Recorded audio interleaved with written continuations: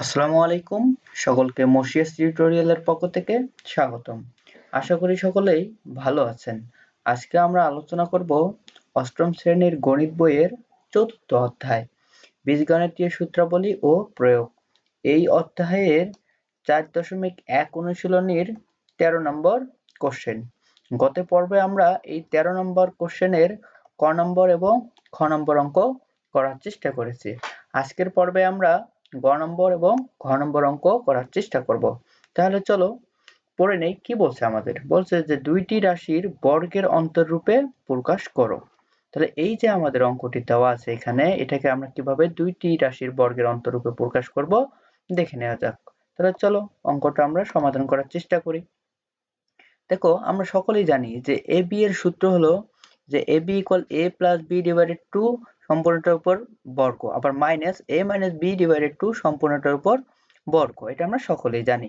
আমাদের প্রদত্ত রাশি কি ছিল যে 3x plus 5y into 7x minus 5y। তাহলে এখানে যদি আমি সূত্রের সাথে তুলনা করি তাহলে এখানে আমাদের হলো a সমান হলো 3x প্লাস 5y আর আমাদের b হলো 7x মাইনাস 5y। তাহলে আমরা সূত্র কি জানি? আমরা সূত্র জানি a প্লাস b। তাহলে a হলো আমাদের 3x প্লাস 5y।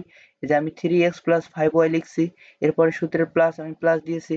এরপরে b ছিল আমাদের 7x মাইনাস 5y। এই যে 7x মাইনাস 5y আমি দিয়েছি, ডিভাইডেড আমি 2 দিয়েছি, সম্পূর্ণটার উপর বর্গ আমি বর্গ দিয়েছি। এরপরে সূত্রে মাইনাস আমি মাইনাস দিলাম। এরপরে কি? এরপরে হলো a মাইনাস b। আমাদের a ছিল 3x প্লাস 5y দিলাম। এরপরে হলো যে মাইনাস b। এখন দেখো এখানে ক্যালকুলেশনটুকু একটু সবাই মনোযোগ সহকারে দেখো যে এখানে a ছিল হলো 3x প্লাস 5y, এরপরে মাইনাস b ছিল আমাদের 7x minus 5y, 7x minus 5y। ওকে, তাহলে এখন দেখো এখানে আমাদের 3x ছিল, 3x থাকবে, প্লাস 5y থাকবে। এখন দেখো এই মাইনাস দ্বারা এই যে এখানে যে পদ দুটি আছে গুণ করতে হবে। তাহলে মাইনাস দ্বারা যদি গুণ করি তাহলে মাইনাস 7x হচ্ছে, আবার মাইনাসে মাইনাসে প্লাস 5y হচ্ছে। আমি একবার এখানে লিখে দিয়েছি। ওকে, আশা করি বুঝে যাচ্ছে এতটুকু। এরপরে দেখো আমরা এখন কি করব। এখন আমরা দেখো যে একই রকম যেগুলো যে চলকগুলো একই রকম আমরা যোগ অথবা বিয়োগ করব। এখন দেখো এখানে 3x এর সামনে প্লাস চিহ্ন, এখানে প্লাস 7x, তাহলে দুটো মিলে 10x হচ্ছে। এখানে দেখো যে প্লাস 5y আর মাইনাস 5y বাদ দেওয়া যাচ্ছে, আমি বিয়োগ করে দিলে শূন্য হচ্ছে, শূন্য লেখার দরকার নাই। ডিভাইডেড 2 ছিল, আমি ডিভাইডেড 2 দিলাম, সম্পূর্ণটার উপর পাওয়ার 2 দিলাম, এরপরে সূত্রে মাইনাস মাইনাস দিলাম। এখন দেখো এখানে যে এই যে 3x আর এই যে মাইনাস 7x, তাহলে এখানে যদি আমি ক্যালকুলেশন করি তাহলে আমাদের মাইনাস 4x থাকতেছে, আমি তাই লিখেছি।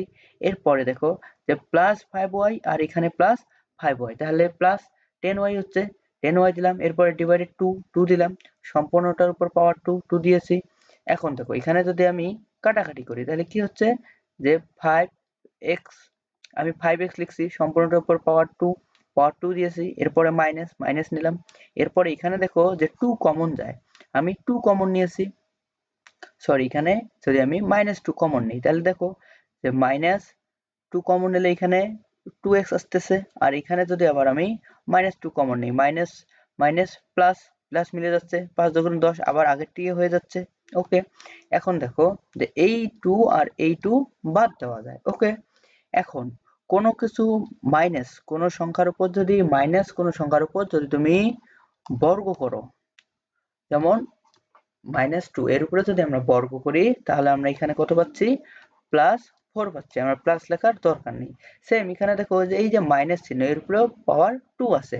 এখন জোড় সংখ্যক কোনো কিছুর উপর যদি জোড় সংখ্যক পাওয়ার দিই আমরা, যেমন আমার এখানে -5 আছে, এর উপর যদি আমি জোড় সংখ্যক পাওয়ার দেই তাহলে এই মাইনাসটা প্লাস হয়ে যায়, তাহলে প্লাস হয়ে গেল, এখানে সূত্রে মাইনাস মাইনাসই ছিল। আশা করি সবাই বুঝে গেছো। যদি বুঝে থাকো তাহলে চলো আমরা ঘ নম্বর অঙ্কটি করার চেষ্টা করি। ঘ নম্বর অঙ্কটি হলো যে 5x plus 13 into 5x minus 13, এই যে এটাকে আমরা কিভাবে দুইটি বর্গের অন্তরূপে প্রকাশ করব, তাহলে চলো দেখে নেওয়া যাক। এখানে দেখো আমরা জানি আমরা কি জানি যে ab equal a plus b divided 2 সম্পূর্ণটার উপর বর্গ minus a minus b divided সম্পূর্ণটার উপর বর্গ, তাই লিখেছি আমি। এরপরে দেখো প্রদত্ত রাশি ছিল আমাদের 5x plus 13 into 5x minus 13।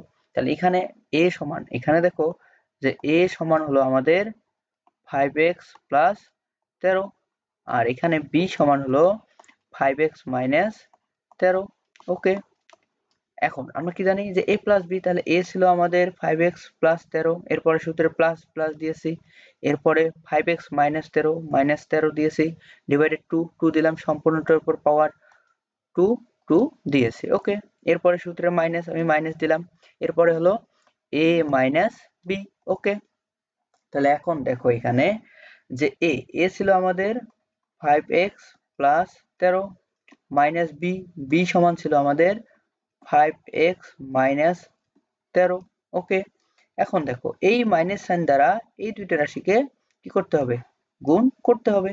তাহলে এখন যদি আমি গুণ করি তাহলে কি হচ্ছে দেখো তো, যে এখানে আমি 5x প্লাস 13 লিখতেছি, এই যে মাইনাস হচ্ছে এখানে মাইনাস 5x আর এখানে মাইনাস মাইনাস গুণ করলে প্লাস 13 হচ্ছে।